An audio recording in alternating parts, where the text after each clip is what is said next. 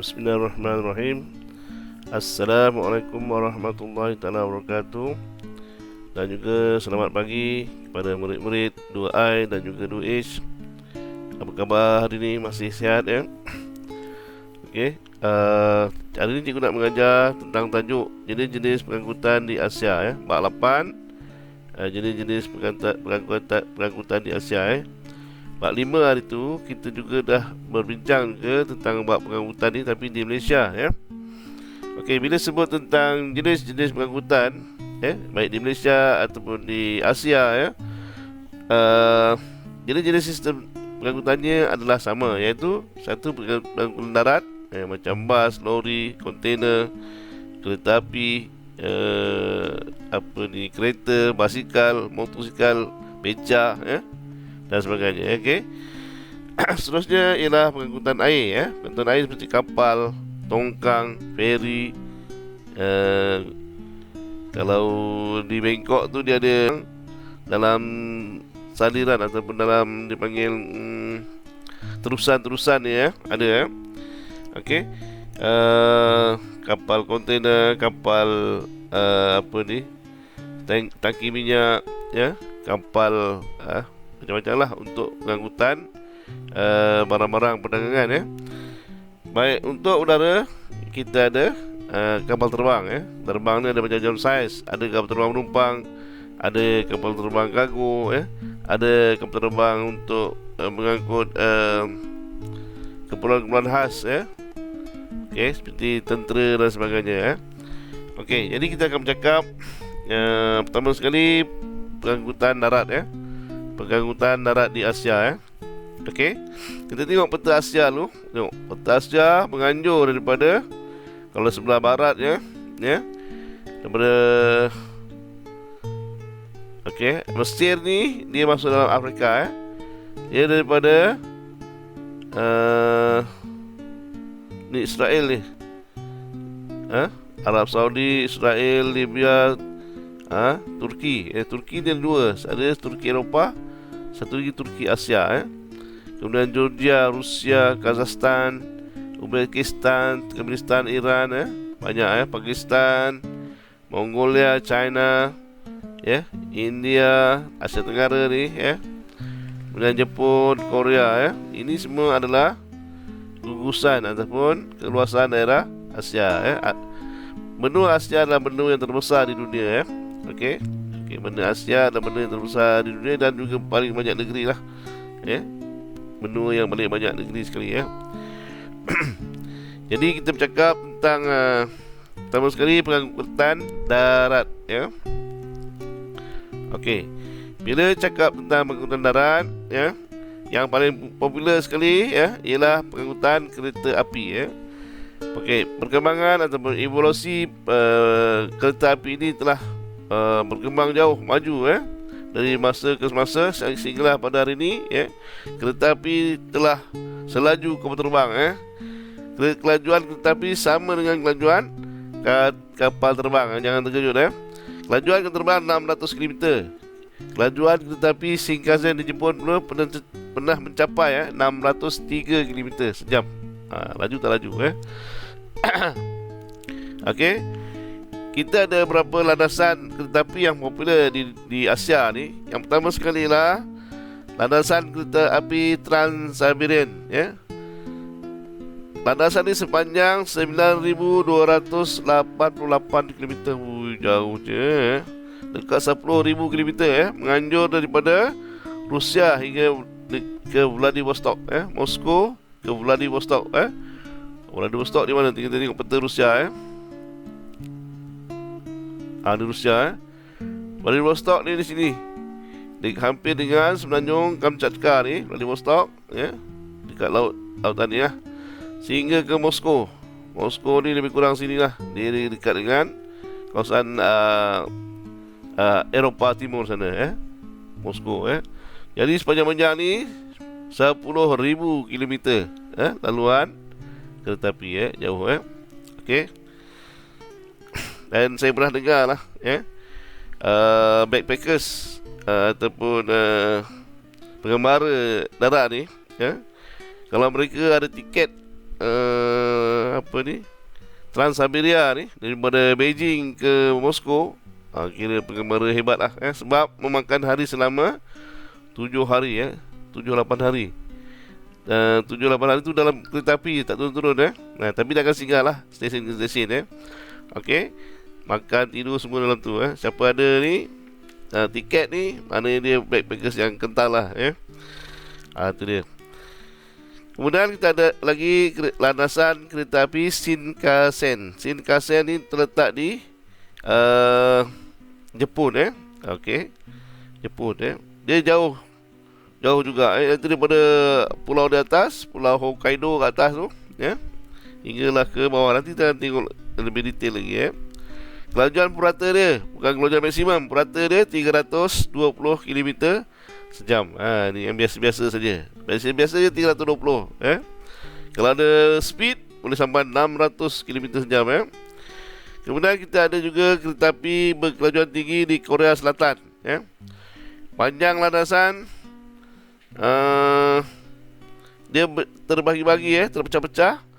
Susewo 61 km, Gwangju Gangnam 120 km, Gyeongbu 417 km, dia paling panjang lah. Honam 182 km. Purata kelajuannya lah 350 km sejam. Lebih laju daripada Shinkansen Jepun tadi. Dia punya purata kelajuan lah. Kemudian kita juga ada juga landasan kereta api berkelajuan tinggi Beijing Shanghai. Okey, di China sekarang telah betul-betul membangun jaringan kereta api di China. Boleh meliputi, dikatakan meliputi keseluruhan negeri China. Telah diseliputi ataupun telah diumumkan dengan perkhidmatan kereta api laju. Okey, contohnya, ini bagi contoh ni, Beijing Shanghai kelajuan 250 ke 300 km sejam. Okey, mereka ada juga kereta api Maglev. Nanti kita tengok pasal kereta api yang laju-laju ni, nanti kita tengok. Okey, itu pengangkutan kereta api. Seterusnya pengangkutan udara di Asia. Okey,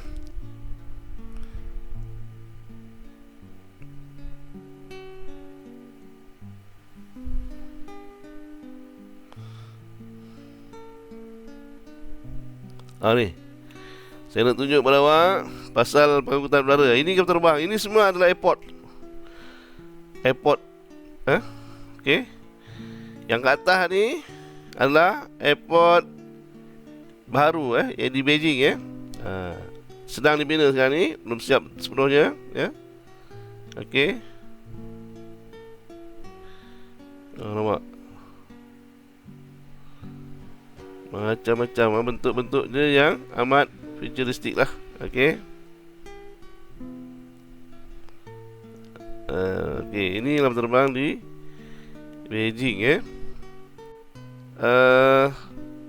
Lapangan terbang KLIA, tengok. KLIA juga antara airport yang canggih lah di dunia ni. Antara airport yang canggih. Ini dalam KLIA. Kalau perasan, dia ada kereta api. Ni kereta api ni untuk menghubungkan kepada satelit. Dia ada airport satelit dia. Ini main airport dia. Dihubungkan dengan kereta api ke satelit. Kalau ikut perancangan awal tu, dulu kita ada 4 satelit macam ni. Maksudnya airport kecil-kecil lah. Kemudian dihubungkan dengan landasan kereta api ke utama. Sekarang kita ada satu saja. Dan sejaknya terbinanya KLIA 2 ni, kita ada sebelah tu KLIA 2 telah menambahkan lagi kapasiti ataupun jumlah penumpang yang boleh dikendalikan dalam satu-satu masa. Okey, tengok suasana di KLIA. Okey,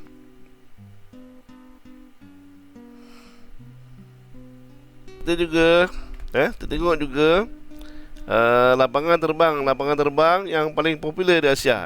Tengok. Okey, yang pertama sekali ialah Beijing. Lapangan terbang Beijing Capital, PK. Kemudian lapangan terbang Incheon di Korea, lapangan terbang Narita di Jepun, Laman terbang Guangzhou di China. Laman terbang Kansai di Jepun. Laman terbang Hong Kong di Hong Kong lah. Bangkok Suwarna Bumi International Airport BKK. Laman terbang New Delhi, laman terbang Kuala Lumpur KLIA. Laman terbang Soekarno-Hatta. Soekarno-Hatta sekarang dah baru, dah canggih terbang dia, dah baru. Okey. Laman terbang Singapura, canggih Singapura. Laman terbang Shanghai, Pudong di Shanghai. Kemudian kita ada Taipei International Airport di Taiwan. Kita ada Chhatrapati Shivaji International Airport di Bombay. Kemudian laman terbang Ninoy Aquino di Manila. Ini yang popular. Yang lain tengok banyak lagi.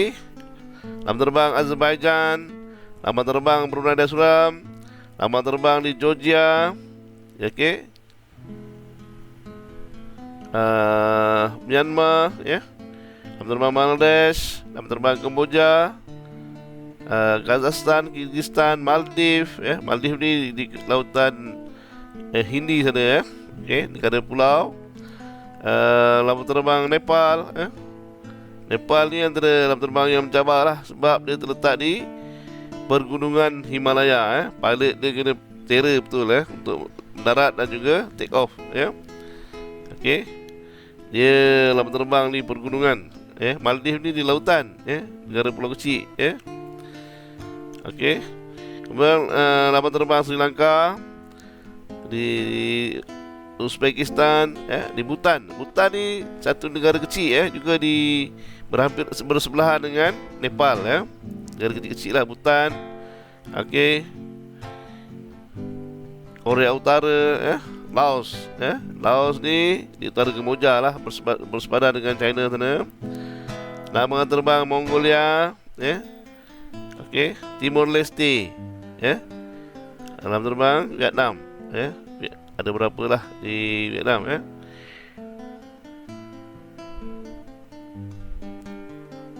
ni kita boleh klik. Kita klik tengok ada banyak airport dia. Ini airport di Vietnam saja, okey. Kita tengok airport di mana? Di Mongolia. Tengok ada berapa tu? 7, 10 airport ni. Ini Mongolia saja, okey.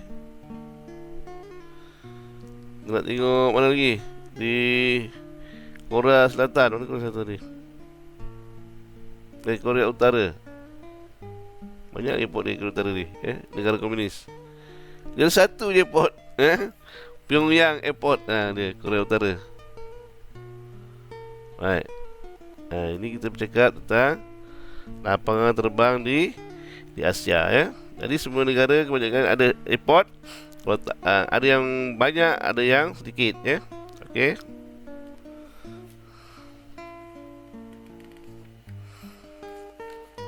Baik. Tentang terbang ni pula, laman terbang antarabangsa Domodedow, Moskow, jadi terbang ni dikategorikan mengikut jumlah penumpang yang dikeluarkan, itu yang dia punya besar lah, Di tahun 2016, Moskow telah mengendalikan seramai 28.5 juta penumpang. Pada tahun 2016 juga Dubai mengendalikan seramai 83.6 juta. Sekarang 2020 mungkin dah bertambah lagi, di Dubai, Dubai antara terbang yang sibuk di dunia lah, Laman terbang antarabangsa Kuala Lumpur KLIA mengendalikan 52.6 juta penumpang pada tahun 2016. Kita tengok jumlahnya lebih besar daripada Rusia sendiri, negara hebat, negara besar, Moskow, Kemudian Tokyo, laman terbang antarabangsa Tokyo mengendalikan sejumlah 80 juta penumpang pada tahun 2016. Ini setahun, pada setahun, bukan setiap hari, setahun, Lapangan terbang yang unik kerana tampaknya wujud akibat penambahan laut. Ini di Hong Kong, Tai Tak, Hong Kong, 70.5 juta, okey. Kemudian Changi Singapura, 58.7 juta lebih kurang kita. Tapi Changi lebih popular sebab dia ada banyak destinasi satu dunia dia boleh pergi tapi jumlah penumpang lebih kurang kita lah 58.7, kita 52.6 Okey. Itu jumlah penumpang yang dikendalikan oleh lapangan terbang ini Okey. Kemudian kita tengok tentang pengangkutan air Okey. Bila cakap pengangkutan air, kita akan terbayang dengan ni apa ni, pelabuhan Pelabuhan. Macam mana gambar pelabuhan? Ni dia gambar pelabuhan ni. Okey. Ini zaman Melaka, tengok. Zaman Melaka. Zaman Melaka macam ni. Suasana dia dah meriah dengan kapal-kapal besar, kapal kecil dan sebagainya. Ini pelabuhan zaman sekarang dengan kren. Kren ni tujuannya untuk mengangkut kontainer daripada kapal dan dipindahkan ke dermaga Dermaga ni di pelabuhan sana ada satu tempat lah untuk kapal landing, kapal berlabuh panggil dermaga. Okey, dan juga mengisi kontainer ke kapal daripada dermaga ke kapal ni tugas kren ni Okey. Tengok, ini semua gambar-gambar. Ada yang kecil, ni lembaga pelabuhan Labuan ni Labuan. Kapal ni tak banyak, tapi kontainer ni banyak Ada tak pelabuhan Singapura Pelabuhan Kelang Pelabuhan di Singapura, kalau tengok daripada udara kapal-kapal tu berlabuh seperti kereta parking. Banyak dia banyak betul disusun dia ada tempat-tempat dia untuk berlabuh tak boleh suka-suka park sebab akan mengganggu perjalanan kapal-kapal yang lain kalau tak disusun kalau tengok dari udara tu memang macam kereta tengah parking di kawasan parking lah. Okey. Dia juga ada pelabuhan untuk periklan, macam contoh Jepun ni Jepun ni dia buru paus buru paus, dia ada pelabuhan dia sendiri untuk mendaratkan hasil tangkapan ikan dia. Tengok punya besar ikan paus ni dimakan ni, dipotong-potong, dibagi-bagi dia memang makan ikan ni, memang makanan ruji dia lah, makanan utama dia ikan ni pelabuhan Tanjung Melepas di Johor, besar mak pelabuhan PTP Tanjung Melepas di Johor, besar Ini pelabuhan antarabangsa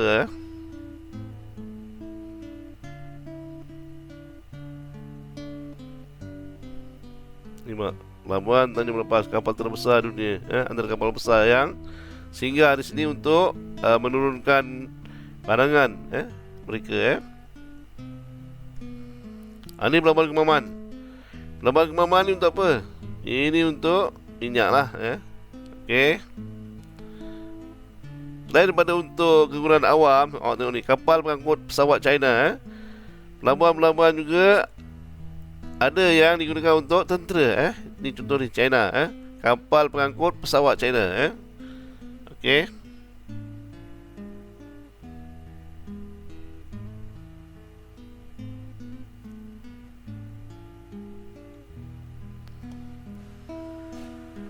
Baik. Pelabuhan kontainer terbesar yang menggunakan kira-kira 50% daripada jumlah kontainer pelabuhan di seluruh dunia ialah, antaranya ialah pelabuhan Jawaharlal Nehru Pelabuhan kontainer terbesar 55% daripada jumlah kontainer di pelabuhan utama dunia dia kendalikan Pelabuhan Jawaharlal Nehru di India Kemudian pelabuhan Singapura menampung kira 1,000 kapal kontainer pada satu masa 1,000 buah kapal Okey, 1,000 buah kapal boleh masuk satu-satu masa. Hebat Singapura Dan saya pernah tengok dokumentari sebenarnya kecekapan pengendalian kontainer di Pelabuhan Singapura ni, kapal tu bergerak saja, belum bergerak maklumat dah sampai kepada mereka. Bagaimana dia nak susun mana yang perlu diangkat, mana yang perlu diturunkan. Seperti awak tahu, kapal-kapal ni akan bergerak dari pelabuhan ke pelabuhan Dia akan naikkan kontainer, turunkan kontainer. Ada kontainer nak naik, ada kontainer nak turun, betul ya? Jadi dia dah tahu nak susun mana yang atas, mana yang bawah ya. Okey. Supaya senang nanti kontainer-kontainer ini dimuatkan dalam kapal ataupun dipunggah daripada kapal kat mana nak susun. Sebab itu dia dah ada dia punya sistem dia ya. Bagaimana nak susun kontainer supaya cepat cepat kerja mereka di pelabuhan. Sebab itu mereka boleh kendalikan 1000 buah kapal dalam satu masa. Wah, hebat Pelabuhan Hong Kong, salah satu pelabuhan sibuk di dunia sebab dia merupakan pelabuhan yang terlindung daripada bencana alam dan sangat efisien dan sistematik. Hong Kong dia punya punca pendapatan ialah daripada pelabuhan lah sama dengan Singapura pelabuhan Tokyo mengendalikan barangan runcit, makanan, kertas, bahan binaan dan sebagainya untuk keperluan penduduk dan industri tempatan. Itu pelabuhan di Tokyo. Ini 4 pelabuhan yang terkenal lah di Asia Okey. Sekarang kita tengok tentang kemajuan pengangkutan di Asia Kemajuan pengangkutan di Asia Okey. Pertama sekali ialah jaringan landasan kereta api di Jepun Ini dia.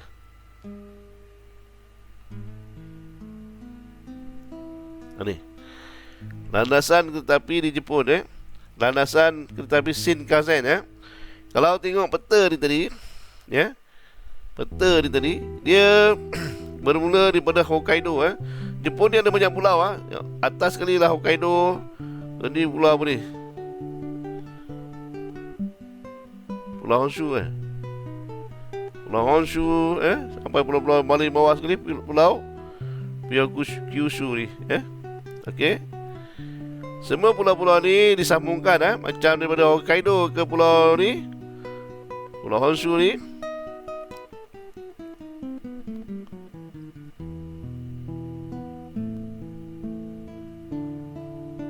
Okey.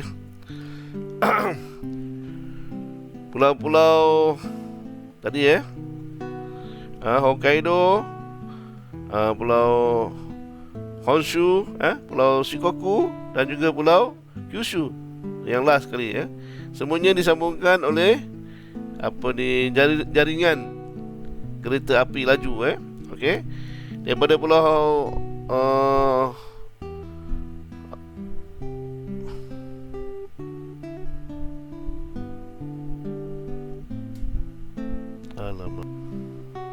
okey,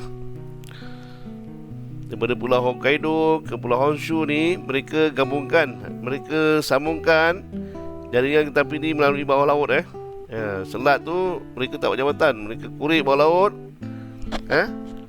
dan buat terowong untuk sambungkan kereta api laju daripada Hokkaido ke pulau Honshu.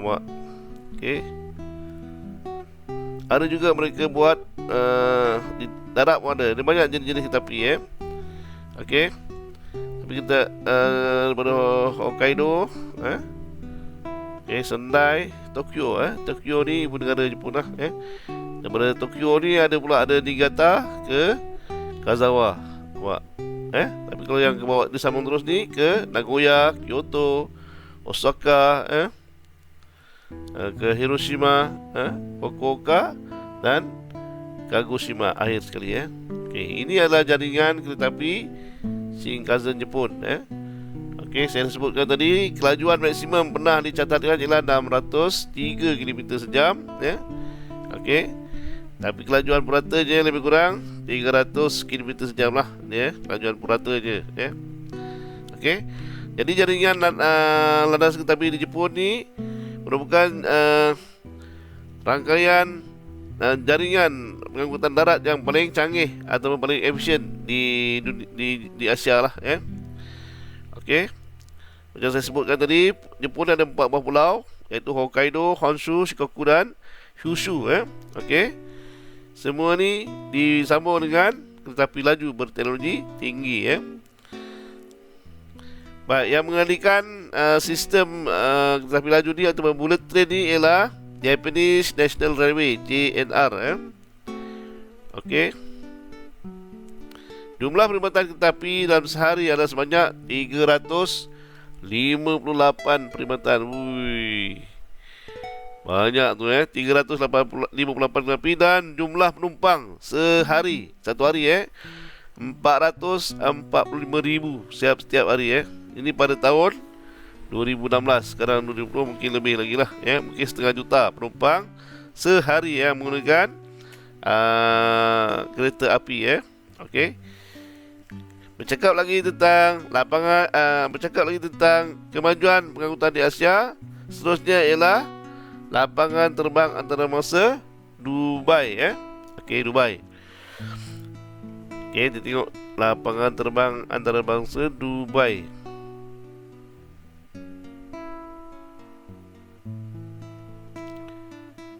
Baik, ini adalah lapangan terbang antarabangsa Dubai terletak di Emirat Arab Bersatu Dia ada buat 9 buah negeri itu, dia bergabung jadi UAE Salah satu airport yang terkenal ialah Dubai Satu lagi ialah di Abu Dhabi 2 buah airport yang terkenal Okey. Ini dia lapangan terbang antarabangsa Dubai macam terowong apa ni Okey. Baik, lapangan terbang ini sangat popular Okey. Dia boleh menghubungkan ke banyak mana-mana besar dunia kebanyakan mana-mana besar dunia satu dunia boleh pergi Okey, dia mengendalikan lebih kurang 90 juta orang setahun. Malaysia KLIA tadi berapa? 50 juta. Dia 90 juta orang setahun. Ada berapa terminal?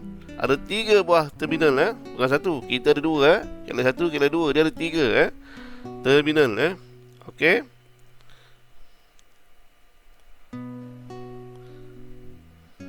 Dubai merupakan hub penerbangan yang terbesar di Asia Barat ketiga terbesar di dunia selepas Beijing dan Atlanta Dia yang ketiga terbesar dunia Okey. Sejarah lapangan terbang Dubai ni ialah pada tahun 1960 Dia mula dioperasi tahun 60 Kemudian berkembang lagi Okey, pada tahun 2000 terminal ketiga dah dibuka dia Okey, 1990 terminal kedua, 2000 terminal ketiga dan 2010 dia telah menaikkan taraf ruang lega dia lebih luas lagi untuk menampung bilangan penumpang yang semakin banyak Okey. Apakah kelebihan lapangan terbang antarabangsa Dubai ni Suasananya sangat meriah restoran terbaik, kawasan membeli belah dan tarikan pelancong yang menarik. Okey. Pusat penerbangan yang benar-benar mengumpulkan masyarakat dunia dalam kalangan ekspatriat atau pekerja elit maupun pelancong sangat terkenal sehingga terdapat siri dokumentari iaitu Ultimate Airport Dubai yang ditayangkan di saluran National Geographic Untuk terminal 3 dihaskan hanya untuk syarikat penerbangan Emirates. Emirates ni terbangan nasional dia lah Okey. Terminal 3 tu Emirates saja yang lain tu international punya macam-macam terbang lah. Okey.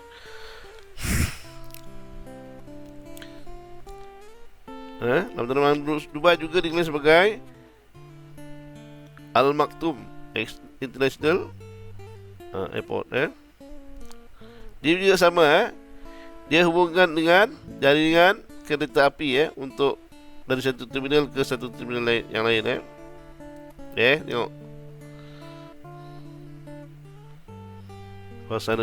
suasana dalam airport dan di luar airport. Penyumbang terpenting kepada ekonomi UAE dia menyediakan pekerjaan lebih kurang kepada 90,000 penduduk dan tiap-tiap tahun menyumbang sebanyak 114 bilion ringgit mewakili 27% daripada pendapatan negaranya. Okey. Okey, dan sekali kita pergi tengok pelabuhan Hong Kong, pelabuhan Hong Kong. Gambar-gambar, pelabuhan di Hong Kong, Okey. Dia ada Kwai Sing Terminal, Container Terminal. Oh, mak. Bangunan berdara, mak. Ya.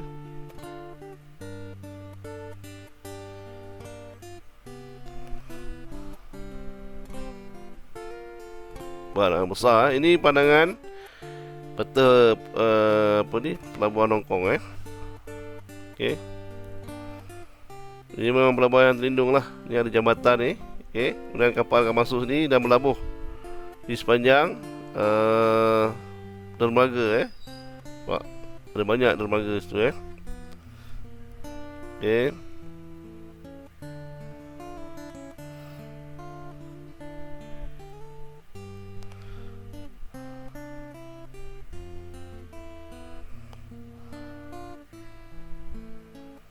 Memang lagi dahsyat lah, lagi dahsyat daripada PTP. Awak tengok tadi sebaris, dia berlapis-lapis, dia punya crane kontainer dia, mak. Oh, memang besar. Pelabuhan Hong Kong ni memang besar, Okey. Pelabuhan Hong Kong ni memang besar, okey. Dan kedudukan, sebab apa dia besar? Sejak zaman dulu lagi, kedudukan dia memang strategik, Okey. Dan dia baru saja merdeka, untuk pengetahuan semua. Hong Kong ni baru saja bukan merdeka lah, baru saja bebas daripada pajakan British, pada tahun 1999.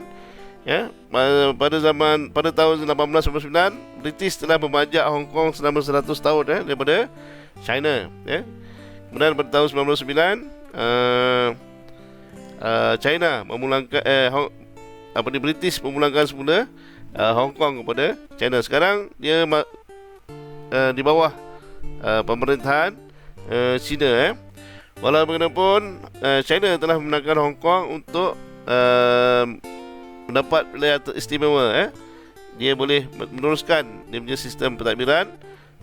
Berapa dia penting kepada sistem maritim atau sistem perkapalan dunia. Sebab apa? Dia kedudukannya sangat strategik, terletak di Laut Cina Selatan, yang kemudian lautnya dalam, dasar laut yang dalam, ada teluk yang terlindung, Okey. Jabatan Marine Hong Kong yang bertanggungjawab mengawal aktiviti kapal dan kontena secara menyeluruh, menjaga keselamatan pengemudian kapal, sangat cekap, dan menguatkuasakan undang-undang yang ketat sekali, Hong Kong ni. Walaupun dia nampak kapal keluar masuk, sebenarnya dikawal sangat ketat, Pada tahun 2015, pelabuhan ini telah mengendalikan sebanyak 19.8 juta kontainer, dan jumlah kapal dagangan yang melabuh dan menebas di pelabuhan ini ialah sebanyak 370,990 buah, Ini pada tahun 2016, banyak tu, 19.8 juta buah kontainer telah dikendalikan di pelabuhan Hong Kong,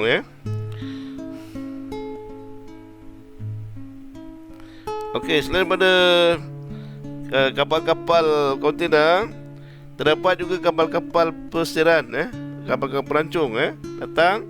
Dia juga telah mengendalikan sebanyak 24.91 juta pelancong atau penumpang, pada tahun 2016. Hebat, Hong Kong, Okey, seterusnya, apakah kesan-kesan pengangkutan terhadap masyarakat, ekonomi dan alam sekitar di Asia, Okey. Kesan pengangkutan terhadap masyarakat, ekonomi dan juga alam sekitar di Asia, Okey. Kesan-kesannya memang tiga ni lah yang awak tengok depan tu: masyarakat, ekonomi dan alam sekitar. Pertama sekali, dari segi masyarakat, pengangkutan ni boleh memendekkan masa perjalanan dari tempat ke tempat. Yang kedua, meningkatkan taraf hidup penduduk, ya. Kalau tak ada jalan raya, tak ada jalan kereta api, ya, ekonomi tak dapat digerakkan dengan baik, ya. Hasil-hasil pertanian tak dapat dikeluarkan dengan cepat, ya. Jadi mengurangkan daya taraf hidup rakyat lah, ya. Kemudian meningkatkan integrasi. Integrasi maksudnya masyarakat daripada satu kawasan ke kawasan lain boleh berhubungan, Sabah, Sarawak, Semenanjung contohnya, kita boleh berhubungan melalui pengangkutan udara, meningkatkan darjah ketersampaian, maksudnya walaupun kawasan pedalaman, kita boleh berikan kita boleh sampai dengan adanya sistem pengangkutan yang baik, okey. Macam hari tu cikgu dah sebut tentang kereta bot laju di Sarawak, okey, ke pedalaman Sarawak boleh naik bot laju, boleh sampai tempat tu, mengurangkan kesesakan lalu lintas, mewujudkan peluang pekerjaan, okey. Itu dari segi masyarakat. Dari segi ekonomi, bandar berkembang menjadi hub perdagangan seperti Tokyo, Kyoto, Nagoya dan Osaka di Jepun, Pembinaan pusat rekreasi dan hotel antarabangsa seperti Burj Arab di Dubai, bila ramai pelancong datang, okey, banyak hotel-hotel diperlukan, dan juga pusat-pusat rekreasi diperlukan, untuk menampung kedatangan pelancong yang ramai ni, Berkembang perdagangan domestik dan antarabangsa, memajukan sektor pertanian, perdagangan dan pelancongan, pertukaran mata wang asing, Ini dari segi ekonomi, Okey, daripada segi alam sekitar ada dua, iaitu kesan positif dan juga kesan negatif, Kesan positifnya, kereta api laju mengurangkan pencemaran alam sekitar, Baik. Kereta api yang laju ni biasanya semuanya menggunakan tenaga elektrik, bukan diesel, bukan bahan api bio, menggunakan tenaga elektrik, Contohnya Maglev ni paling laju lah. Maglev ni dia tak ada roda, dia menggunakan apungan magnetik, Okey, jadi tak ada roda, jadi mengurangkan geseran, dan secara tak langsung mengurangkan bunyi. Tak ada geseran langsung, bunyi tak ada, senyap, sebab dia tak ada roda, tak ada roda kereta api tu, tak ada, dia gunakan apungan magnetik. Jadi pencemaran bunyi pun tak ada, Perubahan lanskap yang menarik dan mesra alam di kawasan sekitar, Okey. Perubahan lanskap yang menarik dan mesra alam di kawasan sekitar. Bila mengurangkan pencemaran bunyi dan sebagainya, dia akan menjadi lebih menarik lah, Contohnya landasan kereta api tadi di tengah-tengah sawah, Jadi menjadi lanskap yang menarik di kawasan tersebut lah, Kesan negatifnya, okey, bunyi kuat daripada lapangan terbang, Bunyi terbang ni kuat, Okey.